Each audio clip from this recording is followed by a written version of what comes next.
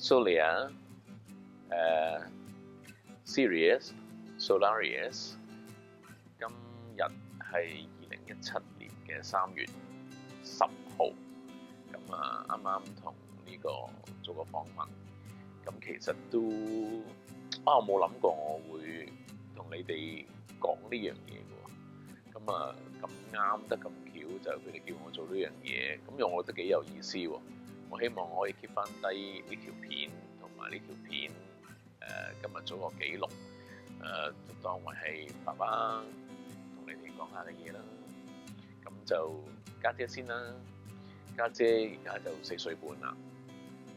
家姐嘅出現咧係改變咗爸爸嘅一生，爸爸嘅生活習慣啦，好多嘢啦，都因為你而改變。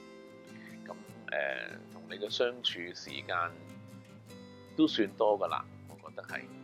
咁我覺得你都好錫爸爸嘅。咁爸爸要教你嘅嘢咧，會好盡力咁去教。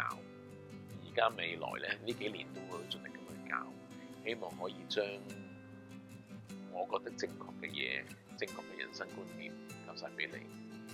但係到而家為止啦，我都好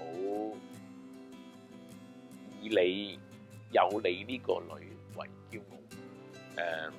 你係好 EQ 好高嘅，而小朋友嚟講好難得到 EQ 咁高，咁有節制。唔會自己去攞嘢食啦，好有禮貌啦，同埋最近啱啱上個禮拜，你居然可以喺咁困難嘅環境之下考到入一間咁難入嘅幼稚園，基本上我係好 proud of 你，好 proud of 你。我覺得你係會好好嘅，第時你都會好好嘅。爸爸好渴望見到你結婚嘅一日。咁我個細佬啦，反而哥哥細佬就雖然爸爸都好努力同你哋去相處，但係始終你哋兩個同一年紀，就家姐就會係所有 attention 喺晒家姐身上啦。家姐當時第一個，你哋兩個咁爸爸媽媽好難完全100%分心咁樣去照顧一個人。咁但係我相信你哋都會感受到爸爸媽媽其實已經係盡晒所有能力去照顧你哋。